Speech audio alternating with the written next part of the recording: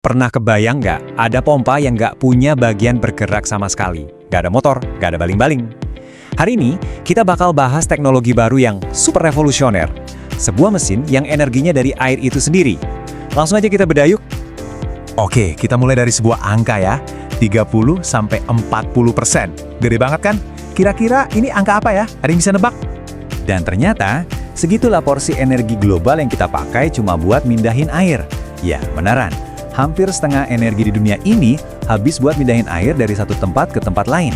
Ini masalah raksasa yang jarang banget dibahas, dan angkanya diprediksi bakal naik 2 kali lipat dalam 20 tahun ke depan. Nah, disinilah inovasi yang kita bahas hari ini jadi super krusial. Coba deh bayangin, semua pompa air di seluruh dunia, di kota kita, di pabrik-pabrik, di sawah-sawah, itu semua kalau digabungin jadi satu mesin raksasa yang rakus banget sama energi. Nah, mesin raksasa inilah yang mau kita perbaiki. Nah, pertanyaan intinya ini nih, gimana kalau kita bisa mindahin air tanpa pakai motor? Selama ini kan kita taunya ya pakai motor listrik, pakai baling-baling dan semacamnya. Tapi gimana kalau ternyata ada cara lain yang benar-benar beda, sesuatu yang lebih fundamental? Dan inilah jawabannya, sebuah mesin jenis baru yang dipatenkan sama seorang penemu, mantan karyawan NASA pula, namanya Vance L. Turner. Dan ini bukan sekedar pompa biasa loh. Ini tuh pada dasarnya mesin pembakaran internal, tapi bahan bakarnya justru dari elemen-elemen air itu sendiri. Keren banget kan? Nama resminya itu pompa detonasi pulsa. Gampangnya gini, pompa ini pakai ledakan-ledakan kecil hidrogen dan oksigen yang terkontrol buat mendorong air.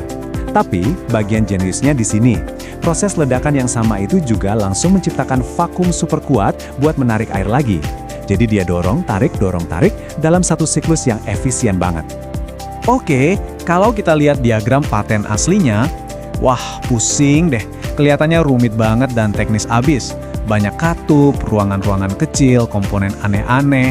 Ini nunjukin kalau rekayasa di baliknya emang dalam banget. Tapi, nah ini yang menarik. Di tengah semua kerumitan itu, patennya sendiri juga ngasih versi simpelnya. Inti dari semua yang ribet tadi itu sebenarnya cuma siklus 4 langkah yang simple tapi powerful ini. Inilah kuncinya buat ngerti cara kerja alat ini. Oke, sekarang ayo kita bedah lebih dalam lagi siklusnya. Jadi kuncinya ada di 3 hal. Detonasi atau ledakan, gelombang kejut, dan vakum. Jadi gini cara kerjanya. Pertama, gas hidrogen oksigen disuntikin dikit. Terus, duar. Dinyalain, ledakannya ini bikin gelombang kejut super kenceng yang langsung nyemburin air keluar. Nah, disinilah keajaibannya terjadi. Uap yang super panas dari ledakan tadi itu langsung ngembun, nyusut drastis. Proses penyusutan inilah yang bikin vakum super kuat yang langsung nyedot air baru masuk lagi. Dorong, tarik, semuanya terjadi cepat banget. Jadi bedanya fundamental banget. Kalau pompa biasa, kan listrik diubah jadi gerakan mekanik. Nah, di situ banyak energi kebuang karena gesekan. Pompa ini beda. Dia langsung ubah energi kimia dari gas jadi energi gerak buat air. Gak ada perantara. Bagian yang gerak juga minim banget. Cuma katup-katup kecil. Artinya apa? Lebih awet dan perawatannya lebih gampang. Dan yang paling gokil, dia bisa nekan sekaligus nyedot cuma pakai satu alat. Nah, dengan kemampuan seunik ini, potensinya, wah, gila-gilaan. Aplikasinya bisa kemana-mana dan nilainya bisa fantastis. Coba kita intip beberapa contohnya. Dan kita ini nggak ngomongin pasar ecek-ecek ya, lihat aja angkanya. Pasar pompa industri aja nilainya 75 miliar dolar per tahun, itu baru satu. Kalau digabung sama sektor air dan dirgantara, teknologi kayak gini tuh punya potensi buat mengubah industri yang nilainya ratusan miliar dolar. Poin pentingnya itu fleksibilitasnya. Teknologi ini bisa bikin proses mengubah air laut jadi air tawar, jadi jauh lebih murah. Bisa bikin vakum super bersih buat bikin chip komputer. Bahkan, bisa jadi pompa darurat super penting buat reaktor nuklir. Belum lagi buat industri minyak dan gas, atau bahkan buat manufaktur canggih kayak pencetakan 3D.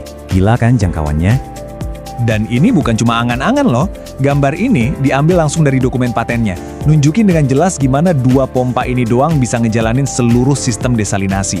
Satu pompa buat bikin uap dari air laut, pompa satunya lagi buat ngembunin uap itu jadi air tawar. Simpel, efisien, dan benar-benar revolusioner. Tentu aja ya, ide sebagus apapun perjalanannya buat jadi kenyataan itu pasti panjang. Nah, sekarang kita lihat udah sejauh mana progresnya, dan tantangan apa aja yang masih ada di depan. Perjalanannya udah dimulai dari beberapa tahun lalu. Lihat deh, dari prototipe pertama di tahun 2017, efisiensinya naik terus. Bahkan prototipe generasi ketiga itu efisiensinya udah ngalahin pompa motor paling canggih sekalipun. Dan puncaknya, Januari 2025 kemarin, patennya resmi dikeluarin sama pemerintah AS. Ini artinya penemuan ini udah punya payung hukum yang kuat. Penemunya sendiri, Vance Turner, visinya gede banget buat teknologi ini. Dia yakin banget ini bakal jadi teknologi ramah lingkungan paling penting dengan dampak global paling besar buat umat manusia. Wow, klaim yang super berani ya. Tapi di balik visi besar itu, ada tantangan teknis yang nggak main-main. Pertama, materialnya. Ruang bakarnya harus tahan suhu super ekstrim, sekitar 2800 derajat Celcius. Kedua, daya tahannya. Katup-katupnya harus bisa kerja super cepat tanpa rusak. Terus, kontrolnya. Sistem elektroniknya harus presisi banget, sampai level milidetik. Dan terakhir, tentu aja, keamanan. Semuanya harus lolos standar industri yang ketatnya minta ampun. Selain semua tantangan teknis itu, ada satu lagi tembok besar yang harus dilewatin. Duit. 10 juta dolar.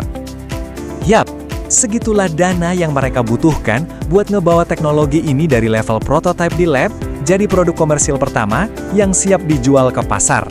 Angka ini adalah jembatan yang hubungin ide brilian dengan dampak di dunia nyata. Dan ini membawa kita ke pertanyaan penutup. Sekarang ini, proyek ini dipegang sama tim kecil yang super berdedikasi, tapi dananya terbatas. Mereka punya paten, mereka punya prototipe yang jalan, dan mereka punya visi yang luar biasa. Pertanyaannya adalah, sanggupkah mereka melewati semua rintangan teknis dan finansial buat mewujudkan semua potensi ini? Jawaban dari pertanyaan itu bisa jadi akan menentukan masa depan cara kita mengelola sumber daya paling vital di planet kita, yaitu air.